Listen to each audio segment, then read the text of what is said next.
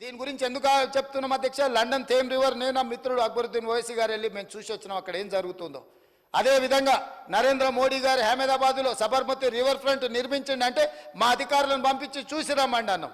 మంచి జరిగినప్పుడు అది నరేంద్ర మోడీ గారు చేసిండ్రా లేకపోతే మనల్ని ఏలిన తెల్లదొరలు చేసిండ్రా, మేము వాటిని పట్టించుకోదలుచుకోలేదు అధ్యక్ష. ఆ మంచిని మనం ఆచరించడానికి ఇవాళ ప్రయత్నం చేస్తున్నాం. 55 కిలోమీటర్ల మూసీ రివర్ డెవలప్మెంట్ ఫ్రంట్. ఇవాళ కేటీఆర్ గారు లేరు చెప్దామనుకున్నా, మీ ప్రాజెక్టే లేకుండా ఫస్ట్ 50 అన్నారు, తర్వాత 70 అన్నారు, తర్వాత 1,50,000 కోట్లు అన్నారు. మీరు జుర్రేస్తారా మొత్తం ఏటీఎం చేసుకుంటారా అని డిపిఆర్ ఏడుందని అడుగుతుండే అధ్యక్ష. నేను తమ ద్వారా ఆయనకు చెప్పదలుచుకున్నా, అయ్యా కాళేశ్వరం కట్టింది కూలిపాయ, 1,00,000 కోట్లు మింగుతాయి. ఇప్పటికి కూడా కాళేశ్వరానికి డిపిఆర్ లేదు అధ్యక్ష. అంటే మీరు మొదలు పెడితే కడితే 1,00,000 కోట్లు మింగుతాయి, అది కూలిపోయింది.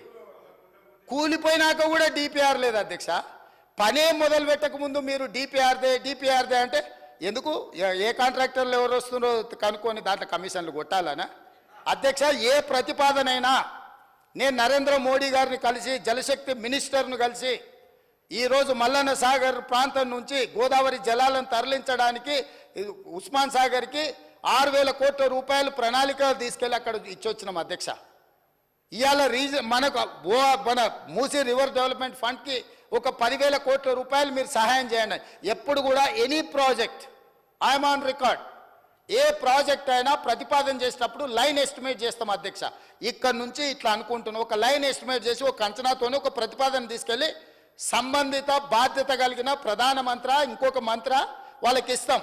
వాళ్ళు ఒకవేళ ఆ project in principle if they agreed that project they will call for detail report. Then government ఆ డీటెయిల్ ప్రాజెక్ట్ రిపోర్ట్ తయారు చేసి ప్రభుత్వానికి సబ్మిట్ చేస్తారు. దాంట్లో మన కరెక్షన్స్ ఉంటే చేస్తారు అధ్యక్ష. ఇవాళ మూసీ రివర్ డెవలప్మెంట్ ఫ్రంట్ కోసం గ్లోబల్ టెండర్ పిలిచిన అధ్యక్ష. కన్సల్టెంట్స్ను అపాయింట్ చేసి ప్రపంచంలో ఉండే గొప్ప గొప్ప అనుభవాలతో ఈ మూసీ రివర్ డెవలప్మెంట్ ఫ్రంట్లో ఎంక్రోచ్మెంట్స్ మొత్తం తొలగించి వాళ్లకు న్యాయం చేసి గత 5 నెలలుగా మా అధికారులు నిరంతరం పనిచేస్తున్నారు అధ్యక్ష.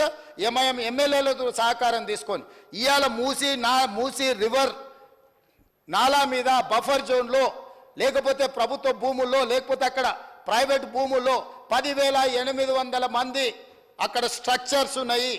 ఈ 10,800 మందిలో పొజిషన్ ఎంజాయ్మెంట్ ఎవరు చేస్తున్నారో ఇల్లు తిరిగి ఎన్యూమరేట్ చేస్తున్నాం అధ్యక్ష. ఒకవేళ నేను ఉన్నా అనుకో, నా భూమిలో ఉన్నానా, అనుమతితో కట్టుకున్నానా, లేకపోతే ప్రభుత్వ భూమిలో ఆక్రమించుకొని నేను అక్కడ ఉన్నానా, లేకపోతే ఇంకేదైనా మన భూమి ఉన్న బఫర్ జోన్లో ఉంటే మనం కట్టుకోవడానికి లేదు. ఇట్లా రకరకాలుగా 55 కిలోమీటర్లు మూసీ రివర్ ఎంబడి మొత్తము ఎంతమంది ఉన్నారో వాళ్ళు ఎవరు, వాళ్ళని ఏ విధంగా తొలగించాలి, తొలగించేటప్పుడు ఏ రకంగా వాళ్ళకి న్యాయం చేయాలి, పేదలు నిరుపేదలకు వివిధ ప్రాంతాల నుంచి వచ్చి బ్రతకడానికి వచ్చి అక్కడ గుడిసెలు వేసుకొని బతుకుతుంటే వాళ్ళకు ఆశ్రయం కల్పించాల్సిన బాధ్యత, ఇల్లు ఇవ్వాల్సిన బాధ్యత మా ప్రభుత్వానికి. కాబట్టి వాళ్ళందరికీ డబల్ బెడ్రూమ్ ఇల్లు ఇవ్వాలని వాళ్ళని ఎన్యూమరేట్ చేయమని చెప్పి మా అధికారులకు నేను ఆదేశాలు ఇచ్చిన అధ్యక్ష. అదేవిధంగా ప్రైవేట్ సొంత ఆస్తుల్లో ఉండి కట్టుకున్న వాళ్ళు ఉంటే టీడీఆర్, ఒకవేళ వాళ్ళ ఆస్తిని మనకిస్తే వాళ్ళకు బిల్డింగ్లు కట్టుకోవడానికి అదనపు అనుమతిస్తే వాళ్ళు బయట ఎక్కడైనా అమ్ముకోవడానికి వాళ్ళకి ఇవ్వాలనుకుంటున్నాం అధ్యక్ష. ఇదే కాకుండా ఎక్కడైనా ప్రభుత్వ భూమి ఉంటే ఇక్కడ స్థలం పోతే స్థలానికి స్థలం ప్రత్యామ్నాయంగా ఇవ్వాలి అన్న 3వ ప్రతిపాదన తెచ్చినాం అధ్యక్ష.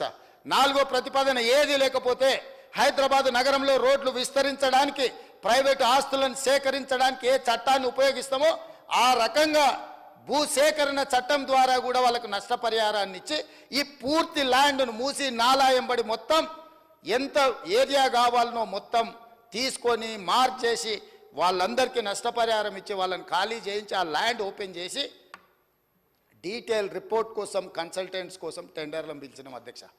అంతర్జాతీయ టెండర్లు పిలిచినాం.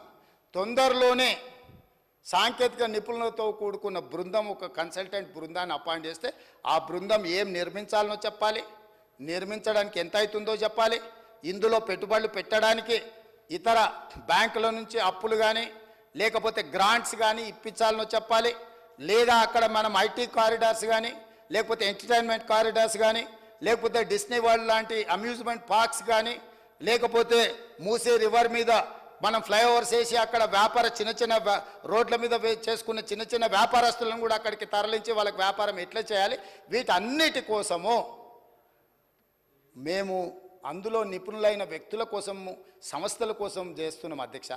మేము ఎప్పుడు చెప్పలే 80,000 పుస్తకాలు చదివినాం అంతా నాకు తెలుసు. మెదడు రంగరిచ్చి పిండి కడితే కాళేశ్వరం అయిందన్నారు. ఆ మెదడు రంగరిచ్చి కట్టి పిండి చేసి వెనక్కి తిరిగి చూసేవరకల్లా కుప్పగూలింది అధ్యక్ష. మేడిగడ్డ కాస్త మేడిపండు అయింది. అందుకే మేము 80,000 పుస్తకాలు చదివినామని అతి తెలివితేటలు ఈ ప్రభుత్వం ప్రదర్శించదలుచుకోలేదు. ఏ పని ఎవడు చేయాలనో వాడే చేయాలా. గాడిద పని గాడిదనే చేయాలి, కుక్క పని కుక్కనే చేయాలి. కుక్క పని గాడిద చేస్తే నడ్డిరిగిందని వెనకటికి తెలుసు కదా అధ్యక్ష మీకు. అట్లయితుంది, కాలు ఎరిగినట్టు నడ్డి ఇరుగుతుంది అధ్యక్ష. అట్లాంటి తప్పులు మేము చేయదలుచుకోలేదు. నా ఉద్దేశం అది కాదు. నేను పరిపాలన అనుమతి ఇవ్వగలను, నాకేం కావాలనో చెప్పగలను యాజ్ ఏ స్టేట్ హెడ్.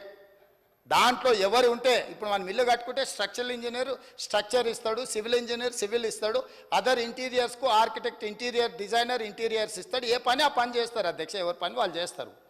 అట్లనే మూసీ రివర్ డెవలప్మెంట్ ఫ్రంట్కు 1,50,000 కోట్లని తోకదగిన బల్లిలాగా దుంకులాడుతున్నాడు అధ్యక్ష. ఇంతవరకు అంచనాలే రాలే. నేనేం చెప్పినంటే రాబోయే 5 సంవత్సరాలలో ఈ హైదరాబాదు నగరాన్ని అభివృద్ధి చేయడానికి 1,50,000 కోట్ల రూపాయలతోని మేము అంచనాలను ప్రతిపాదిస్తున్నాము. నేను చెప్పిన 1,50,000 కోట్లలో అవుటర్ రీజనల్ రింగ్ రోడ్కే దాదాపుగా 35,000 కోట్లు అవుతాయి అధ్యక్ష. కేంద్ర ప్రభుత్వం ఒకవేళ ముందుకు వచ్చిస్తే 50% వాళ్ళు ఇస్తారు అధ్యక్ష. భూసేకరణ కూడా కేంద్ర ప్రభుత్వం 50% ఇస్తుంది అధ్యక్ష. రేడియల్ రోడ్స్ వేస్తే ఒక 15,000 కోట్లు అవుతుంది అధ్యక్ష. మెట్రో రైలు విస్తరించడానికి ఇప్పుడున్న 78 కిలోమీటర్ల మెట్రో విస్తరణ కోసం మనకి 24,000 కోట్ల రూపాయలు అవుతుంది అధ్యక్ష. ఇలా సుంకిశాల నుంచి ఇతర ప్రాంతాల నుంచి నగరానికి అవసరమైన తాగునీళ్లు తీసుకురావడానికి మనకు 2,000 కోట్లు అవుతుంది అధ్యక్ష. గోదావరి జలాల నుంచి ఉస్మాన్ సాగర్ హిమాయత్ సాగర్కు నీళ్లు తీసుకురావాలంటే ఒక 7-8,000 కోట్ల రూపాయలు అవుతుంది అధ్యక్ష. ఇవన్నీ కాంక్రీట్ ప్రపోజల్స్ అధ్యక్ష. సిటీలో కూడా స్ట్రాటజిక్ రోడ్స్ కానీ లేకపోతే రోడ్ డెవలప్మెంట్ అథారిటీలో వివిధ రోడ్లను విస్తరించడానికి కానీ అవసరమైతే కొత్త రోడ్లు వేయడానికి కానీ ప్రణాళికలు చేస్తున్నాం అధ్యక్ష. నిన్నగాక మన వచ్చిన మొదటి 100 రోజులు ఎక్కడేముందో వీళ్ళు గుంతలు దోవిపోయారా గుంతలు చూసుకునికే సరిపోయింది. 100 రోజులు పార్లమెంట్ ఎన్నికలు అయిపోయింది. మేము పని మొదలుపెట్టింది ఎన్ని రోజులు అయింది అధ్యక్ష? ఏదో మేము మంచి ఆలోచనతో పోతుంటే అప్పుడే అంత అయిపోయినట్టు. 10 ఏళ్ళు ఏళ్ళనోడు 7 లక్షల కోట్లు చేసి పారిపోతే 10 నెలలు కూడా కాలేదు అధ్యక్ష. వాళ్ళు చేసిన అప్పులకు మిత్తిలు మేము 43,000 కోట్లు కట్టినాం అధ్యక్ష. అయినా ఇంకా ఏందో సాధించాలని ఏంది అధ్యక్ష తాపత్రయము, ఏందా బాధ? ఎప్పటికీ మీ దగ్గరనే ఉంటుందా? మీరే గిట్ల దివాలగాలు మీరే గిట్ల అనుకుంటే నిజాం ఎంత బాధపడి ఉండాలి అధ్యక్ష?